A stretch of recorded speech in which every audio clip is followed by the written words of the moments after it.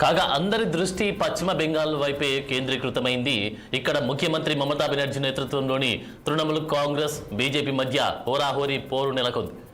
రాష్ట్ర ఓటర్ల జాబితా నుంచి దాదాపు 89 లక్షల మంది పేర్లను తొలగించడంపై మమత ఎన్నికల సంఘంలో విభేదించారు. ఈ సంఖ్య 2021లో టీఎంసీ సాధించిన మెజార్టీ కంటే ఎక్కువ కావడంతో ఫలితాలపై తీవ్ర ప్రభావం చూపే అవకాశం ఉంది.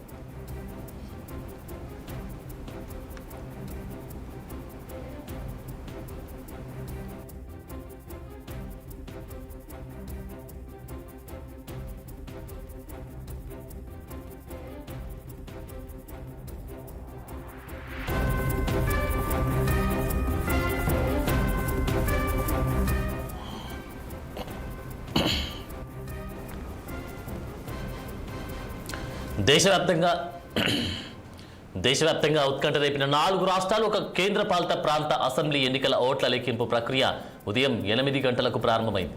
పశ్చిమ బెంగాల్, తమిళనాడు, కేరళ, అసోం రాష్ట్రాలతో పాటు పుదుచ్చేరిలోని ప్రజలిచ్చిన తీర్పు మరికొన్ని గంటల్లో వెలువడనుంది. సాయంత్రానికి ఏ పార్టీ అధికార పీఠాన్ని దక్కించుకుంటుందో స్పష్టత రానుంది. కాగా అందరి దృష్టి పశ్చిమ బెంగాల్ వైపే కేంద్రీకృతమై ఉంది. ఇక్కడ ముఖ్యమంత్రి మమతా బెనర్జీ నేతృత్వంలోని తృణమూల్ కాంగ్రెస్ బీజేపీ మధ్య హోరాహోరీ పోరు నెలకొంది.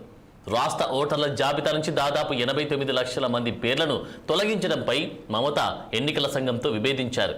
ఈ సంఖ్య 2021లో టీఎంసీ సాధించిన మెజార్టీ కంటే ఎక్కువ కావడంతో ఫలితాలపై తీవ్ర ప్రభావం చూపే అవకాశం ఉంది.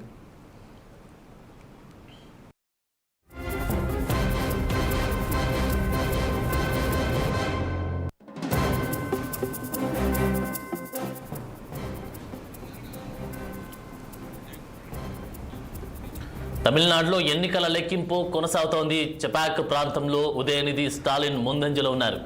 ఇక మైలాపూర్లో తమిళసై వెనుకంజలో ఉన్నారు. తిరుచేరులో విజయ్ ముందంజలో ఉన్నట్టుగా చూస్తా ఉన్నాం.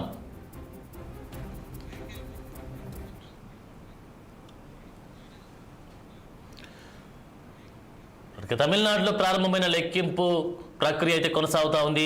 దీనికి సంబంధించినటువంటి పూర్తి డీటెయిల్స్ మనం తెలుసుకునే ప్రయత్నం చేద్దాం. ఎవరు ముందంజలో ఉన్నారు, టీవీకేనా లేకపోతే ఇంకెవరు పార్టీ ముందంజలో ఉన్నట్టుగా తెలుస్తూ ఉంది అన్నట్టుగా కూడా చూస్తూ ఉన్నాం. సో మరి మొత్తానికైతే తమిళంలో నెలకొన్నటువంటి అనిశ్చితికి, దాంతోపాటు తమిళంలో ఉన్నటువంటి డిఎంకే పార్టీకి సంబంధించినటువంటి విషయం చూస్తే, దాంతోపాటు ఇప్పుడు టీవీకే పార్టీకి సంబంధించినటువంటి విషయం చూస్తే మొత్తానికైతే హోరాహోరీగా నడుస్తున్నటువంటి వైనం కనిపిస్తాం. సో మరి మరొక వైపు ఏమో ఇక ఎన్డీఏ ప్రభుత్వం కూడా తన లీడ్ని కొనసాగించే అవకాశం కనిపిస్తూ ఉందంటూ కూడా చెప్తున్నటువంటి వైనం కనిపిస్తుంది. సో మరి మొత్తానికైతే పరిస్థితి ఏ విధంగా ఉంది ఏంటి అనేది తెలుసుకునే ప్రయత్నం మనం చేద్దాం. మా స్పెషల్ కరస్పాండెంట్ మహేందర్ రెడ్డి లైవ్లో సిద్ధంగా ఉన్నారు తాజా అప్డేట్స్ అందించడానికి. మహేందర్ రెడ్డి, అసలు తమిళంలో పరిస్థితి చూస్తూ ఉంటే ఒకవైపు ఏమో స్టాలిన్ కూడా ఒకవైపు వెళ్తూ ఉంటే, మరొక వైపు ఏమో టీవీకే, నిన్నగాక మొన్న వచ్చినటువంటి టీవీకే పార్టీ ఆ ఓటు బ్యాంక్ని కూడా కొల్లగొట్టేటువంటి అవకాశం కనిపిస్తూ ఉందంటూ కూడా ప్రచారం జరుగుతూ ఉంది. కొన్ని ప్లేస్లలో కొంచెం లీడ్లో ఉన్నట్టుగా కూడా చూస్తూ ఉన్నాం. సో మరి ఏంటి డీటెయిల్స్ ఏంటి దీనికి సంబంధించి?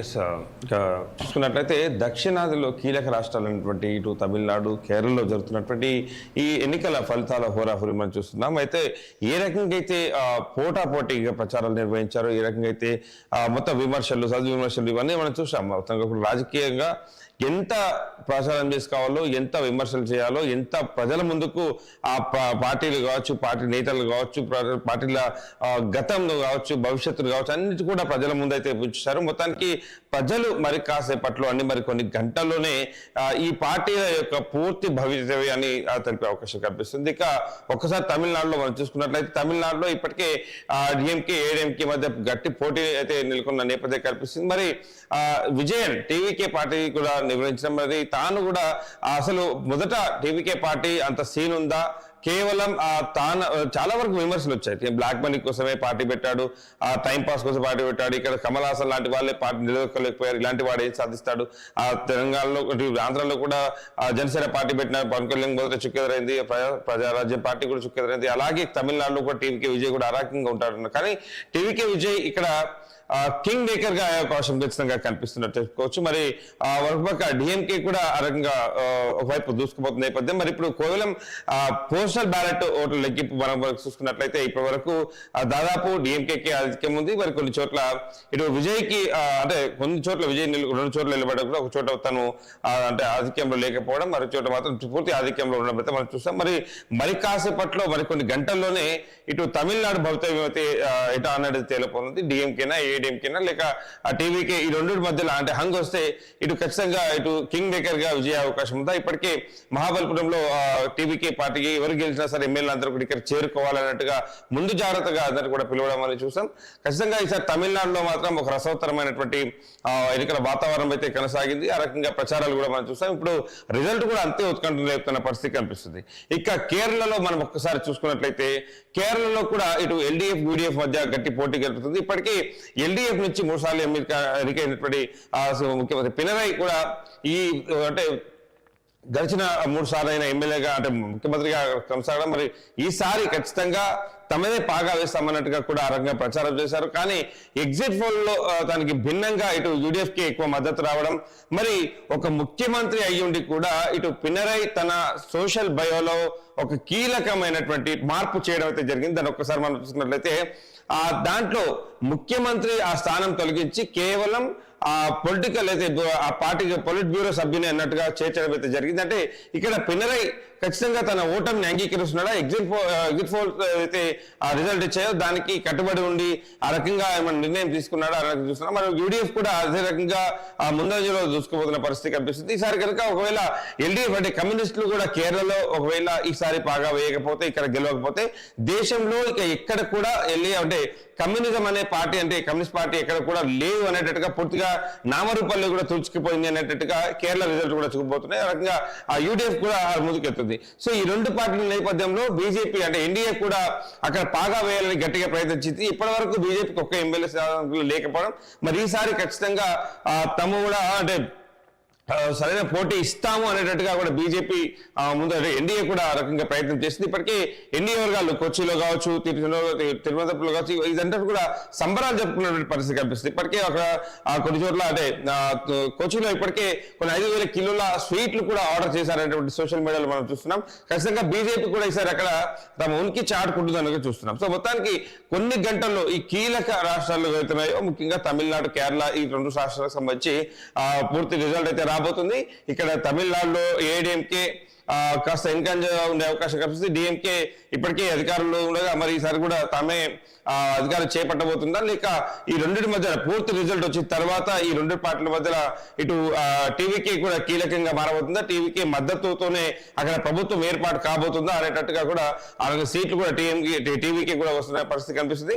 ఇక కేరళలో కూడా ఇక్కడికి యూడీఎఫ్ కాస్త ముందంజలో ఉన్నది. మరి పినరయ్ కూడా ఖచ్చితంగా తన ఓటమిని అంగీకరించి తన బయోలో ఇలా రకంగా మార్పులు చేశాడా, కేవలం పొలిట్ బ్యూరో సభ్యుడిగానే ఉన్నాను అన్నట్టుగా సోషల్ మీడియాలో మార్చడం, ఒక ముఖ్యమంత్రి ఈ రకంగా మార్చడం చూస్తే మరి ఖచ్చితంగా ఆయన సోషల్ అంటే గడిచినటువంటి ఈ ఎగ్జిట్ పోల్స్ ఉన్నాయో దాన్ని అంగీకరించారు. మరి ఆ రకంగానే ఓట్ల శాతం కూడా మనం చూసుకుంటే గత ఎన్నికల్లో ఆ సమీప దూరంలోనే ఇటు ఎల్డీఎఫ్ యూడీఎఫ్ మధ్య సమీప దూరంలోనే అంటే వ్యత్యాసం అవుతుంది. మరి ఈసారి కనుక ఖచ్చితంగా 60% పైగానే మేము ఓట్లు సాధిస్తాం, ఖచ్చితంగా అధికారాన్ని నిలబెట్టుకోబోతున్నాం అన్నట్టుగా ఏదైతే ప్రచారం చేశారో ఆ రకంగా ధీమా వ్యక్తం చేశారో మొదట్లో, నేడు ఎన్నికల కౌంటింగ్ కొన్ని గంటల ముందు తన బయోలో ముఖ్యమంత్రి అంటే సీఎం తొలగించి కేవలం పొలిట్ బ్యూరో మెంబర్ గానే మార్చడం, ఒక రకంగా ఇటు ఎల్డీఎఫ్ ఓటమి దాదాపు అక్కడ పార్టీ నేతలే ఒప్పుకున్నట్టుగా కూడా ఇక్కడ కనిపిస్తుంది. సో వేచి చూడాలి అని కొద్ది గంటల్లో పూర్తి భవితవ్యం ఈ 2 రాష్ట్రాల భవితవ్యం అనేది తేలిపోతుంది. మరి చూస్తా ఉన్నాం మనం పినరయ్ విజయంకి సంబంధించినటువంటి విషయం చూస్తే కేరళలో అంటే తను ఏర్పాటు చేసినటువంటి సంక్షేమ పథకాలే కానీ అభివృద్ధి కానీ కుంటుపడిందంటారా? దాంతోపాటు ఆ కమ్యూనిస్ట్ పార్టీస్కి సంబంధించినటువంటి ఊసే ఎక్కడ కనబడలేనటువంటి అవకాశం కనిపిస్తూ ఉంది. సో ఆ ప్లేస్తో పాటు చాలా ప్లేస్లలో కూడా కమ్యూనిస్ట్ పార్టీకి సంబంధించినటువంటి ఊసు లేకుండా ఉన్నటువంటి వైనం కనిపిస్తూ ఉంది. మరి దీనికి సంబంధించి అసలు కారణాలు ఏమై ఉండొచ్చు అంటారు? కేరళలో కమ్యూనిస్టం అనేది చాలా వరకు ఉంది. అక్కడ నుంచి దాదాపు మనం చూసాం ఏదైతే తెలంగాణలో కానీ ఆంధ్రాలో కానీ తెలుగు రాష్ట్రాల్లో కూడా ముఖ్యంగా ఏ కార్యక్రమం జరిగినా కూడా కమ్యూనిస్టులు అక్కడ నుంచి ఆహ్వానించేంతగా కేరళలో పొంచింది. మరి ఈసారి ఖచ్చితంగా కమ్యూనిస్టానికి ఇంకా అంతం పడాల్సిందే. ఖచ్చితంగా ఎక్కడ కూడా అంటే అభివృద్ధి అనేది మాకు నోచుకోలేదు అనేటట్టుగా కేరళ ప్రజలు కేరళ అక్షర అంటే ఇప్పటి వరకు చూసుకుంటున్నాం చాలా వరకు చదువుకున్న వారిలో మొదటి స్థానం ఉన్నటువంటి కేరళ. మరి అలాంటి కేరళ కూడా ఓటింగ్ శాతం 75 పెరిగిన పరిస్థితి. మరి అలాంటి మేధావులు ఉన్నటువంటి ఆ రాష్ట్రంలో ఈసారి పినరైని ఖచ్చితంగా పక్కకు పెడదాం. పినరైతో మాకు ఒరిగిందేమీ లేదు. పినరై మార్పు మాకు ఖచ్చితంగా, ఎందుకంటే పినరై రాకముందు కేరళలో ప్రతి 5 ఏళ్లకు ఒకసారి ప్రభుత్వ మార్పు అనేది ఉండేది. కానీ ఆ సాంప్రదాయాన్ని పినరై ఎప్పుడైతే మొదటిసారి ముఖ్యమంత్రి అయ్యారో అది వరుసగా ఇంకా తనే 3 సార్లు ముఖ్యమంత్రి కూడా కావడం జరిగింది. సో ఆ పరంపర కొనసాగిన నేపథ్యం మరి ఈసారి మరి ఆ పినరై అధికారాన్ని కావచ్చు, పినరై పాలన కావచ్చు, మరి కేరళ ప్రజలు విముక్తి ప్రభుత్వం నుంచి పినరై పాలన నుంచి విముక్తి పొందడానికి ఏమైనా ప్రయత్నం చేశారా? ఆ రకంగానే ఖచ్చితంగా ఇటు యూడిఎఫ్ కు మద్దతు ఇవ్వాలి, కొత్త ప్రభుత్వాన్ని ఏర్పాటు చేసుకోవాలి. ఇప్పటికీ ఒకే ప్రభుత్వం ఉంటే ఇలాగే ఉంటుంది, రాష్ట్ర అభివృద్ధి ఇక్కడ కూడా కనబడే పరిస్థితి ఉంది. కేవలం రాజకీయాలకు మత విద్వేషాలకు మాత్రమే ఎక్కువ అంటే స్థానం కల్పిస్తున్నారు తప్పితే అభివృద్ధికి ఇక్కడ కూడా చోటు దక్కడం లేదు కేరళలో. ఖచ్చితంగా ఈసారి ప్రభుత్వం మారాలి అనేటట్టుగా అక్కడ ప్రజలు కృతనిశ్చయంతో ఉన్నట్టుగా కూడా తెలిసింది. అందుకనేట్టుగానే మనం చూసాం మొదటి నుంచి కూడా ఇటు యూడిఎఫ్ కు మద్దతు ఎక్కువగా పెరుగుతున్న నేపథ్యం కనిపించింది. ఆ రకంగా బీజేపీ కూడా ఎక్కడ తగ్గని పరిస్థితి. బీజేపీ కూడా అంతే తగ్గట్టుగా రెండు పార్టీలు చేసినటువంటి విషయాలు కావచ్చు అన్నిటి కూడా అంటే పినరై ప్రభుత్వానికి సంబంధించినటువంటి విషయాలను కూడా ఎప్పటికప్పుడు ప్రజల ముందుకు తీసుకెళ్లింది. వాళ్ళ యొక్క వైఫల్యాలను ప్రజల ముందు తీసుకెళ్లింది. బీజేపీ కూడా అంతే స్థాయిలో ఈసారి అక్కడ పాగా వేసేందుకు అయితే ప్రయత్నం చేస్తుంది. కాకపోతే పినరై ఎక్కడైతే అంటే ఇంత సీనియారిటీ ఉన్నటువంటి నేత, ఇన్ని అంటే పదవులు ఉన్నటువంటి నేత, అలాంటి నేత కేవలం ఎన్నికల కొన్ని గంటల ముందు తాను సోషల్ మీడియా నుంచి ఇటు ముఖ్యమంత్రి స్థానం తొలగించి కేవలం పార్టీ పొలిట్ బ్యూరో సభ్యుడిగానే పెట్టుకోవడం అనే దానిపైన కూడా సర్వత్రా ఒక ఉత్కంఠ చర్చ అయితే నడుస్తుంది. ఎందుకంటే ఇప్పటికే ఆయన ఓటమిని గ్రహించాడు, ఓటమిని అంగీకరించాడు అనేటటువంటి వార్తలు కూడా ఇప్పుడు సోషల్ మీడియాలో చెక్కలు కొడుతున్నాయి. మరోవైపు యూడిఎఫ్ కూడా ఇప్పుడు వస్తున్నటువంటి రిజల్ట్ బ్యాలెట్ పేపర్ నుంచి కూడా మొదలుకున్నట్లయితే ఇప్పటి వరకు వస్తున్న రిజల్ట్ కూడా ఇటు యూడిఎఫ్ కి ఎక్కువ మద్దతుగా కనిపిస్తుంది. ఇంకా కొన్ని అడపదడప కొన్ని చోట్ల మాత్రం బీజేపీ కూడా తన ఉనికి చాటుకుంది. ఇప్పటి వరకు బీజేపీ ఉనికి కేరళలో లేదు. ఎక్కడంటే ఆ పార్టీ ఎప్పటికీ పోరాటాల్లో ఉన్నప్పటికీ అధికారంలో ఉన్నటువంటి ఒక ఎమ్మెల్యే కూడా లేని పరిస్థితి. సరే ఈసారి ఖచ్చితంగా కొన్ని స్థానాలు అంటే ఇక్కడ మ్యాజిక్ ఫిగర్ 140 స్థానాలకు 71 మ్యాజిక్ ఫిగర్ ఉంటుంది కేరళలో.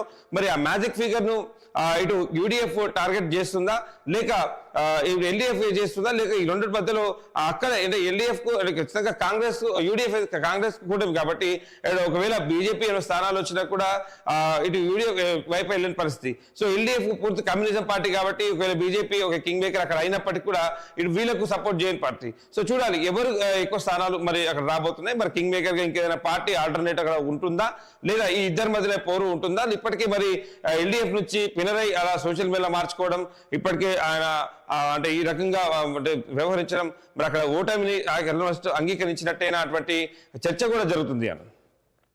మహేందర్ రెడ్డి, మరిన్ని అప్డేట్స్ కోసం మళ్ళీ మిమ్మల్ని సంప్రదిస్తాం. అలాగే లైవ్ అప్డేట్స్ ఇస్తా ఉండండి.